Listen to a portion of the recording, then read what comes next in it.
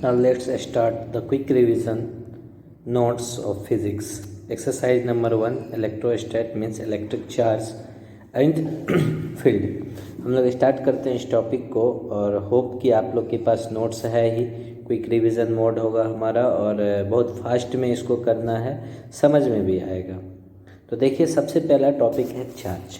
Charge develop कैसे होता है, चार्ज क्या होता है ये आप जान रहे हैं। ये एक ऐसा फिजिकल क्वांटिटी है जो इलेक्ट्रॉन के लूज और गेन से डेवलप होता है। यहाँ डेफिनेशन आपसे नहीं पूछेगा चार्ज का, पूछेगा क्या, जो most important probable thing is the property of charge. बहुत सारा प्रॉपर्टी हमने आपको दिया है, लेकिन कुछ इम्पॉर्टेंट प्रॉपर्टी जो अभी डिस्कस करने की ज़रूरत है, जिसको आप देख सकते हैं। इसमें पहला प्रॉपर्टी नंबर 1 है जो क्वांटाइजेशन ऑफ चार्ज, जो बहुत ही इम्पोर्टेंट टॉपिक है। इसका रिवीजन ये वीवीआई कर लेंगे, इसको हम कर भी दिए हैं और आप भी इस टॉपिक को क्वांटाइजेशन ऑफ चार्ज को कर लेंगे। क्वांटाइजेशन ऑफ चार्ज क्या होता है dear students? You know Q equals to means amount of charge equals to plus minus N E. n is always the integral part, means it can't be fractional and decimal. This property is called quantization of charge. इसके अलावा भी बहुत सारा property है जिसको आप mind में रखेंगे कि लॉस और गेन से क्या होता है। लूज, अगर इलेक्ट्रॉन कोई बॉडी लूज करेगा तो पॉजिटिव चार्ज डेवलप होगा, गेन करेगा तो निगेटिव चार्ज डेवलप होगा। अमाउंट ऑफ चार्ज का फॉर्मूला है। फिर सेम चार्ज में रिपल्सन होता है, अपोजिट चार्ज में अट्रैक्शन होता है। लेकिन यहाँ से कुछ टॉपिक्स भी पूछेगा, कुछ पॉइंट्स भी पूछेगा। And the property most probable question is the quantization of charge. Next जो होता है हमारा method of charging. Method of charging में क्या पढ़ना है हमको? मेथड ऑफ चार्जिंग में पढ़ना है, थोड़ा सा स्क्रीन लाइट को बढ़ा लीजिए। मेथड ऑफ चार्जिंग में आप जानते हैं कि किस किस मेथड से चार्ज होता है develop? By the friction method. Second, friction में क्या होता है? दो ऑब्जेक्ट को रब किया जाएगा अगेंस्ट ईच अदर। तो ये जब रब होगा तो दोनों बॉडी पे चार्ज डेवलप होगा जिसका मैग्नीट्यूड इक्वल होगा। You can see here very clear that magnitude equal, but nature क्या होगा? अपोजिट। मीन्स एक पॉजिटिवली चार्ज होगा तो एक निगेटिवली, और इसमें due to the actual transfer होता है। मतलब रब जब करेंगे हम लोग अगेंस्ट ईच अदर तो एक से इलेक्ट्रॉन निकल के जाएगा, जिससे निकल के जा रहा है मीन्स डेफिशिएंसी ऑफ इलेक्ट्रॉन हो रहा है, तो वो पॉजिटिवली चार्ज हो गया मीन्स कैटायन हो गया। जिसमें जा रहा है इलेक्ट्रॉन उस पर क्या हो रहा है? एक्सेस ऑफ इलेक्ट्रॉन, देयरफॉर वो क्या हो जाएगा? Negatively charge object called anion.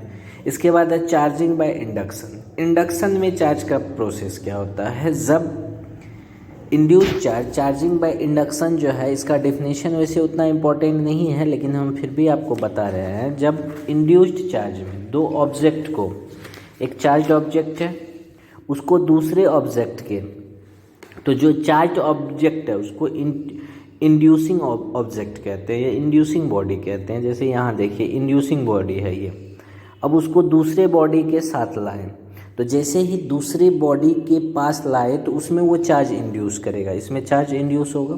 तो चार्ज इंड्यूस होगा तो ये पॉजिटिवली चार्ज है। इसके अंदर आप देख सकते हैं प्लस माइनस दोनों है, तो इस पोर्शन पे, इसका इस पोर्शन पे निगेटिव चार्ज आ जाएगा। क्यों आएगा? क्योंकि इधर पॉजिटिव चार्ज है, ये पॉजिटिवली चार्ज बॉडी है, और इधर से जो है इसका पॉजिटिव चार्ज आ गया। अब क्या होगा? ये पॉजिटिवली चार्ज को अर्थिंग वायर से कनेक्ट कर दिए, सारा अर्थ में चला गया, तो इस पे बच क्या गया? Negatively charge, means opposite nature का चार्ज यहाँ पे डेवलप हो गया। यू कैन सी ये जो होता है induced charge developed on the uncharged body is given by. अब जो ये चार्ज डेवलप हुआ इसको एक इक्वेशन से हम लोग दिखाते हैं, वो इक्वेशन देख लीजिए। Q dash equals to minus one by K, where Q dash क्या है? इंड्यूस्ड चार्ज है। See very important, the value of dielectric constant means K for the metals is infinity. ये सब ऑब्जेक्टिव के लिए बहुत इंपॉर्टेंट है, इसको माइंड में रखिएगा। यहाँ देख सकते हैं आप जूम करके, तो value of dielectric constant for metals वो कितना होता है? इन्फिनिटी होता है, और अदर सब्सटेंसेस के लिए ग्रेटर देन 1 होगा। नेक्स्ट थर्ड प्रोसेस होता है, ये तीन प्रोसेस आप माइंड में रखेंगे। थर्ड प्रोसेस होता है charging by conduction. Charging by conduction में क्या हुआ, दो ऑब्जेक्ट था, दोनों चार्ज ऑब्जेक्ट था। अब दोनों को एक दूसरे के टच में लाए और टच करके फिर सेपरेट कर दिए। तो बिफोर सेपरेशन आप यहाँ देख सकते हैं, बिफोर सेपरेशन एक पे प्लस क्यू चार्ज था, दूसरे पे माइनस क्यू, या एक पे Q1 था, दूसरे पे Q2 चार्ज था। दोनों का रेडियस क्या है, दो स्फेरिकल ऑब्जेक्ट है, दोनों का रेडियस r है। तो आफ्टर कंडक्शन जो इस पे चार्ज जाएगा, आफ्टर कंडक्शन जो इस पे चार्ज जाएगा वो कितना हो जाएगा, आफ्टर कंडक्शन इसका चार्ज हो गया Q1 प्लस Q2/2, और दूसरे पे भी हो जाएगा Q1 प्लस Q2/2। लेकिन इसके लिए कंडीशन है कि दोनों स्फेरिकल आइडेंटिकल ऑब्जेक्ट हो। लेकिन अगर आइडेंटिकल नहीं होगा सर तो क्या होगा, तो केस नंबर 2 देखिए, when two spheres are not identical, means दोनों का रेडियस सपोज करो सेम नहीं है तो आफ्टर कंडक्शन जो चार्ज होगा दोनों पे वो आप देख सकते हैं कि पहले पे हो जाएगा Q1 प्लस Q2 उसका radius upon sum of radius, दूसरे पे हो जाएगा sum of the charge into the radius of second sphere upon कितना हो जाएगा, सम ऑफ द रेडियस। ये दो इम्पॉर्टेंट चीज़ है, इस पे क्वेश्चन आएगा। अभी हम ऑब्जेक्टिव कराएंगे, हमारा जो नेक्स्ट वीडियो आएगा उसमें इसका ऑब्जेक्टिव भी करवाएंगे। तो ये मोस्ट इम्पॉर्टेंट चीज़ है। यहाँ देख रहे हैं हम सम क्वेश्चंस लिख के छोड़े हैं जो हम आपको नेक्स्ट वीडियो में करवाएंगे। अब आ जाइए यूनिट ऑफ चार्ज क्या होता है। यहाँ यूनिट ऑफ चार्ज हम लिखे नहीं है लेकिन आपको बताना है यूनिट ऑफ चार्ज क्या होता है। Yes obviously unit of charge is coulomb denoted by capital C and the dimension Q equals to I into T। तो I का डायमेंशन क्या हो जाएगा, या तो I कह लीजिए या A कह लीजिए, और T का कैपिटल T हो जाएगा। तो डायमेंशन हो जाएगा I into T। डायमेंशन क्या हो जाएगा इसका, IT कह लीजिए या फिर AT कह लीजिए, दोनों होगा। इसमें अब क्या करता है, थोड़ा सा MCQS में पूछेगा आपसे, इसमें क्या करेगा, M का पावर 0 कर देगा, L का पावर 0 कर देगा, और उसके बाद I इंटू T कर देगा। तो ये भी चीज़ है, 0 मीन्स ये नहीं है, मतलब 1 है इसका वैल्यू, ये भी नहीं है, तो एक ही बात है। तो ये भी आप माइंड में रखेंगे। चलिए अब थोड़ा सा फिर जो है प्रोसीड करते हैं आगे। हमारा क्या है, डायमेंशन हो गया। चार्ज का डिस्ट्रीब्यूशन में 3 पॉइंट हम आपको पढ़ाए हैं। एक पढ़ाए linear charge density denoted by lambda equals to total charge upon length. तो इसका यूनिट क्या हो जाएगा, Q/L हो जाएगा, और इसका यूनिट हो जाएगा coulomb upon metre. Surface charge density क्या हो जाएगा, सरफेस चार्ज डेंसिटी को सिग्मा से डिनोट करते हैं, और सिग्मा इक्वल्स टू हो जाएगा total charge upon surface area, total cross sectional area. तो इसका यूनिट क्या हो जाएगा, कूलम अपॉन या कूलम पर metre square, and the dimension is ITL to the power -2। That's clear। And the volume charge density denoted by rho, volume charge density equals to Q/V, means charge upon volume। तो इसका unit क्या हो जाएगा, unit हो जाएगा coulomb upon metre cube, means coulomb पर metre cube. और dimension क्या हो जाएगा, इसका डायमेंशन बताइए। इसका डायमेंशन हो जाएगा, dimension of volume charge density equals, क्या हो जाएगा, ITL to the power -3। That's clear. यहाँ भी कुछ क्वेश्चंस आएगा, हम आपको नेक्स्ट वीडियो में करवाते हैं। क्वेश्चन बहुत इंपॉर्टेंट है, ये तो क्विक रिवीजन है। अब आ जाइए कूलम्स लॉ। कूलम्स क्या बोला था, 2 पॉइंट चार्ज या 2 चार्ज बॉडी के कारण जो फोर्स लगेगा उसके लिए कूलम्स लॉ आया था। कूलम्स ने कहा था, in first statement according to Coulomb's you know very well that the force between 2 point charges is directly proportional to the product of the magnitude of charges and inversely proportional to the square of the distance or separation between them। मतलब उनके according कहना था, coulomb का rule के according अगर coulomb की बात करें हम, तो F जो है वो डायरेक्टली प्रोपोर्शनल होगा Q1 Q2 का, और F ही इन्वर्सली प्रोपोर्शनल होगा 1/r² का। किसका होगा, 1/r² का। तो दोनों को जब कंबाइन करेंगे तो you can see very clear on combining equation 1 and 2 you can see there the f directly proportional to q1 q2 upon r²। Clear. Now next, जब हम लोग प्रोपोर्शनैलिटी के साइन के प्लेस पे इक्वल का साइन लेते हैं तो एक क्या करते हैं, कांस्टेंट यूज़ करते हैं।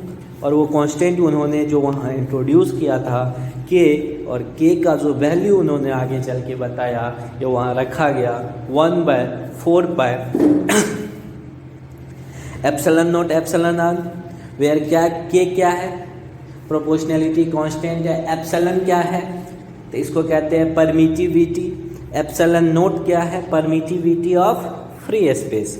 एप्सिलॉन नोट क्या होता है, आप देखेंगे, आप यहाँ देखेंगे एप्सिलॉन नोट क्या होता है, यहाँ दिख रहा होगा एप्सिलॉन नोट है यहाँ, और एप्सिलॉन आर है। तो epsilon note equals, epsilon note कहते हैं कि इसको परमिटिविटी ऑफ फ्री स्पेस को, और एप्सिलॉन आर होता है परमिटिविटी या रिलेटिव परमिटिविटी, जिसको आगे चल के हम लोग डाइलेक्ट्रिक के फॉर्म में यूज़ करेंगे, वहाँ भी आएंगे। अब थोड़ा सा प्रोसीड कीजिए, नेक्स्ट देखिए, यहाँ हम लिख दिए हैं एप्सिलॉन नोट क्या है, परमिटिविटी है। एप्सिलॉन नोट का डायरेक्ट वैल्यू भी पूछता है, ये वैल्यू वेरी वेरी इंपॉर्टेंट है, इसको आप नहीं भूलेंगे। एप्सिलॉन नोट का डायरेक्ट वैल्यू होता है 8.85 × 10⁻⁻12 कूलम स्क्वायर पर न्यूटन मीटर स्क्वायर। ये डायरेक्ट वैल्यू आपसे पूछा जाएगा, इस डायरेक्ट वैल्यू को भी माइंड में रखेंगे। अब आइए हम लोग आगे देखते हैं डाइलेक्ट्रिक कांस्टेंट। इसका यूनिट भी बहुत इंपॉर्टेंट है, वैल्यू सेम दे करके यूनिट चेंज करके भी वैल्यू देगा ऑप्शन में, इसलिए इस पे फोकस करना। डाइलेक्ट्रिक कांस्टेंट या रिलेटिव परमिटिविटी अभी हम आपको बताए थे, उसको हम लोग रिलेटिव परमिटिविटी की तरह भी ट्रीट करेंगे। तो डाइलेक्ट्रिक कांस्टेंट के का वैल्यू होता है फोर्स इन एयर। जब दो पॉइंट चार्ज को सपोज करो हमारे पास 2 पॉइंट चार्ज है, और 2 पॉइंट चार्ज को एक बार हमने एयर में रखा, तो उस दोनों के बिटवीन में फोर्स लगेगा। और उसी 2 चार्ज को किसी मीडियम में रख दिए ले जा करके, अब भी फोर्स लगेगा। तो दोनों फोर्स का जो रेशियो होता है उसी को कहते हैं डाइलेक्ट्रिक कांस्टेंट। और जब इसको सॉल्व करेंगे, आप वैल्यू पुट करके सॉल्व किया हमने, तो डायरेक्ट यहाँ पे सॉल्व करने नहीं पूछेगा, इसलिए हम यहाँ स्किप कर दिए, डायरेक्ट बता दिए हैं। जो के इक्वल्स टू हो जाएगा एप्सिलॉन अपॉन एप्सिलॉन नोट। ये इम्पोर्टेंट चीज़ है। इन मीडियम आपको पता है, अब अगर किसी मीडियम में बात होगी तो फोर्स इक्वल्स टू क्या हो जाएगा, किसी मीडियम में अगर हम बात करें किसी मीडियम में, तो F इक्वल्स टू, जहाँ आप कह रहे थे electrostatic force equals to 1/4 epsilon naught Q1 Q2 अपॉन r²। अब वहाँ पे कांस्टेंट यूज़ होगा, दैट इज के। ये वैल्यू देता है डाइलेक्ट्रिक कांस्टेंट का, देगा जब वाटर में कहेगा प्लेस किया गया या कहीं भी, और वहाँ पे ये वैल्यू पूछेगा, तो इस पे फोकस करना है।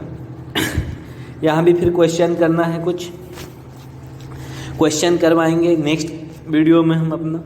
अब आ जाइए यहाँ, अब जो नेक्स्ट पॉइंट इम्पोर्टेंट पॉइंट आता है वो है आपका electric field and electric field intensity, जिसको ई से डिनोट करते हैं। तो इसको डिफाइन किया गया था force per unit charge.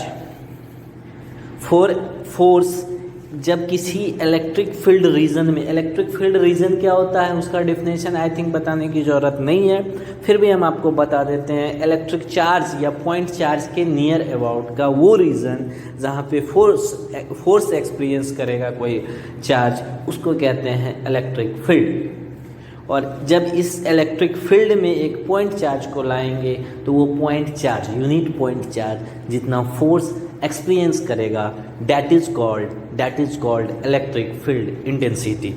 Means what, E equals to F/Q0। E equals to यहाँ क्या हो जाएगा, E equals to F by Q naught. Q naught आपका टेस्ट चार्ज है जो चार्ज को ले जा करके फील्ड में रखे हैं आप।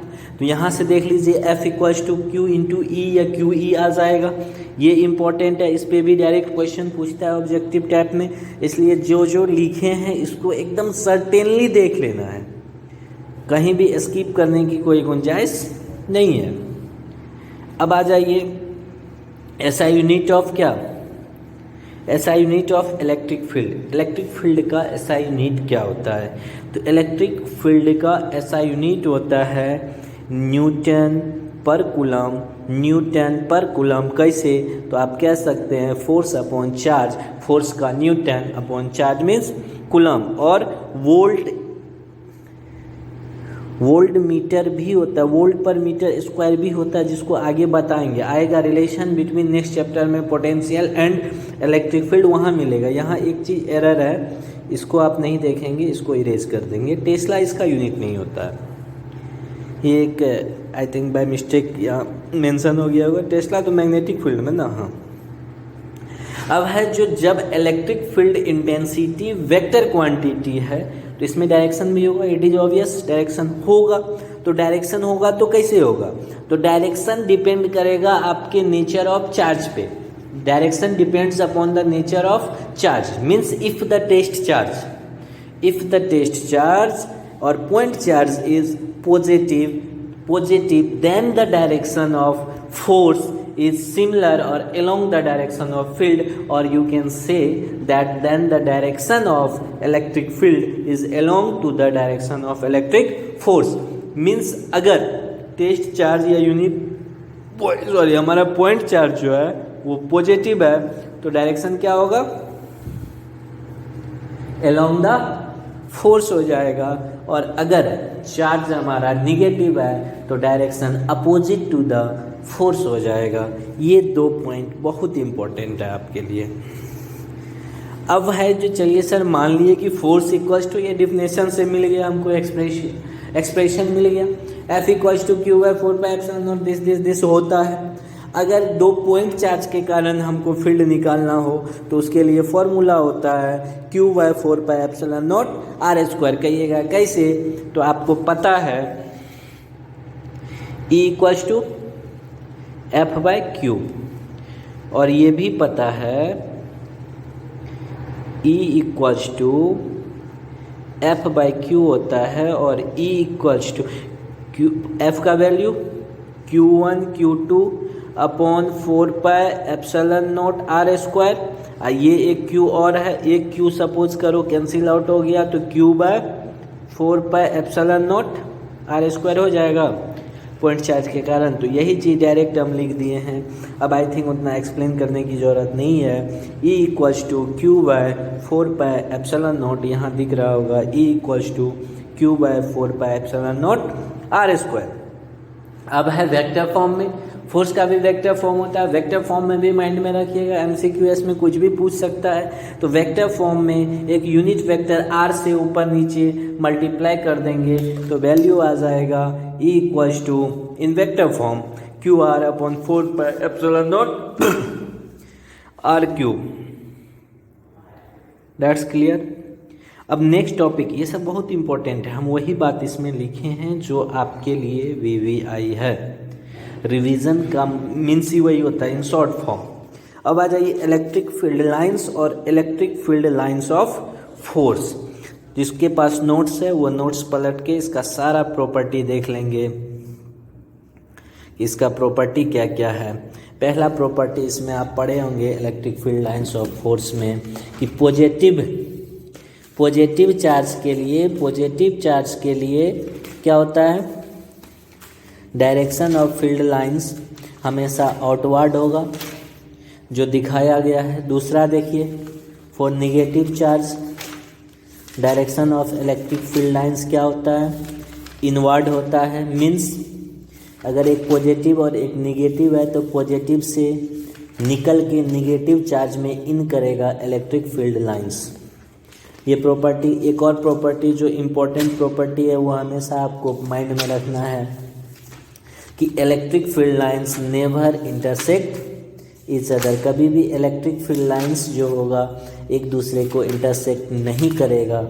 यहाँ एक क्वेश्चन ये भी पूछ सकता है, why do electric field lines never intersect each other. तो इसका आंसर होगा because at the point of intersection there will be two direction which is not possible, therefore electric field lines never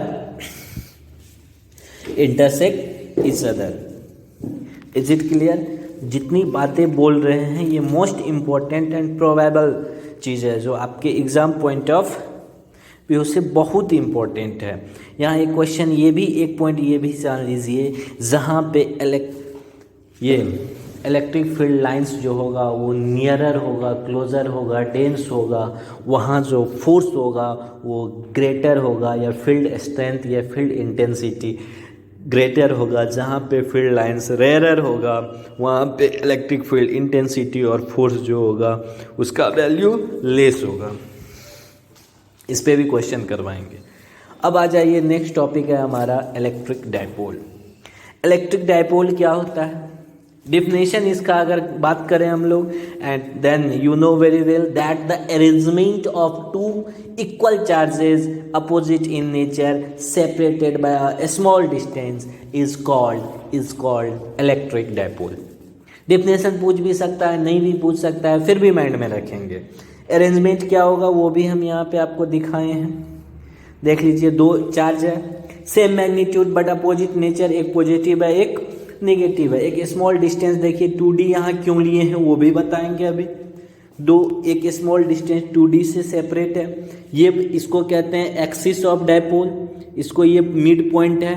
हमेशा dipole की जब बात होती है तो मिडिल पॉइंट से ऑब्जर्वेशन होता है, इसीलिए 2D या 2L भी लेता है NCERT।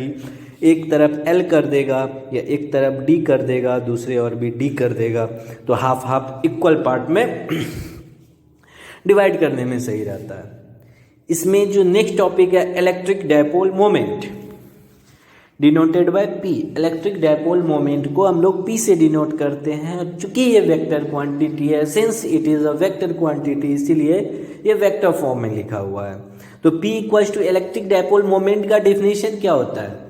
मैथमेटिकली इसका डेफिनेशन होता है the product of the charge of dipole, the product of the charge of dipole and the distance between them is called electric dipole moment. Means you can see here P equals to Q into 2D, means charge into separation है। तो यहाँ से value आ गया P का। अब direct D भी लिख सकते हैं, कोई दिक्कत नहीं है। किसी को D लेना हो, किसी को L लेना हो, डजंट मैटर, आप वो ले सकते हैं। तो P इक्वल्स टू क्या हो गया? Charge into distance. 2D book NCERT 2L भी लिखता है। ऐसा यूनिट क्या होता है इलेक्ट्रिक डायपोल मोमेंट का? अब जो माइंड में आ रहा है ना, इसको भूलना नहीं है। इलेक्ट्रिक डायपोल मोमेंट का ऐसा unit of electric dipole moment is coulomb metre. कैसे? चार्ज का कूलम, डिस्टेंस का मीटर, कूलम मीटर।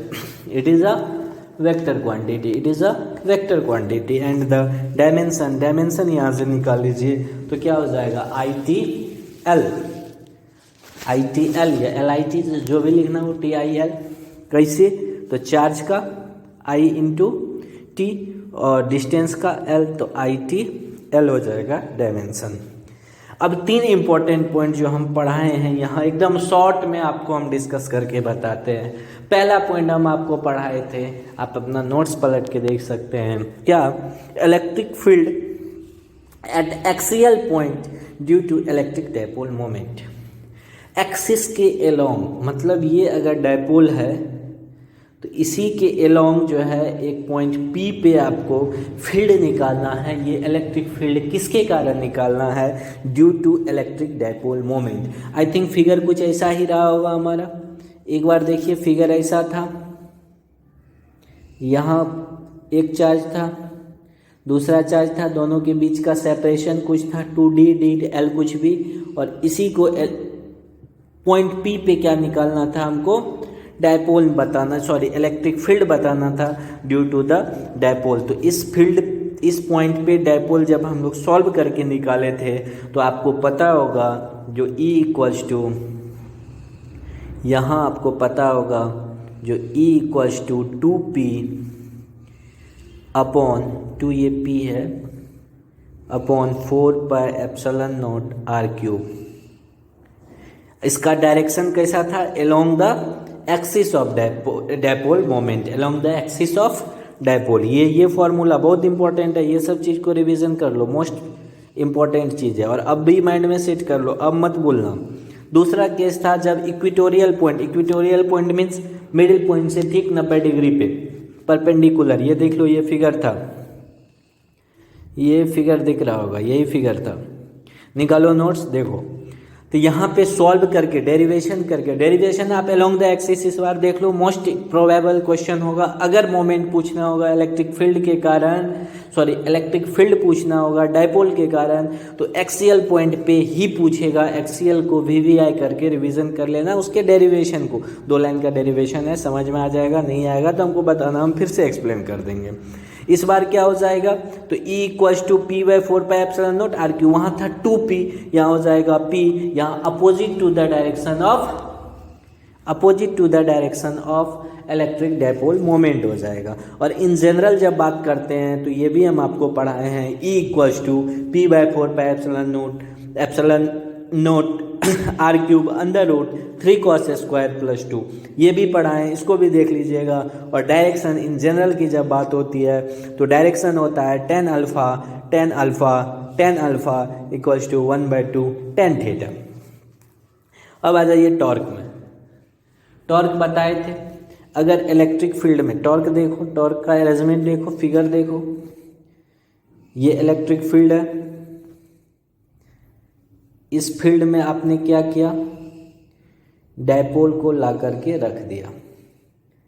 तो इट इज ऑब्वियस कि इस फील्ड में डायपोल पे तो अपोजिट चार्ज है, तो एक का अगर आउटवर्ड लगाएगा तो एक पे फोर्स इनवर्ड लगाएगा, एक पे एंटी क्लॉकवाइज लगाएगा तो दूसरे पे क्लॉकवाइज लगाएगा। तो डायपोल यहाँ टॉर्क लगता है, डायपोल कुछ ऐसा दिखेगा। ये फिगर देखो टॉर्क में जा करके, यहाँ एंगल थीटा बनेगा ना, तो इसी को कहते हैं, ये फोर्स जो यहाँ ये एक्सपीरियंस होगा इसको टॉर्क कहते हैं। तो टॉर्क को जब सॉल्व किए थे तो टॉर्क में आपको आया होगा torque tau equals to p×e, e×p नहीं, ये भी ऑप्शन देगा, because you know cross product कभी भी कॉम्यूटेटिव लॉ को फॉलो नहीं करता है, तो इसीलिए E×p भी देगा। आप जल्दी में खुश होकर के ऑप्शनल क्वेश्चन में E×p नहीं टिक करेंगे। You have to be attentive there and you have to take only p×e not E×p।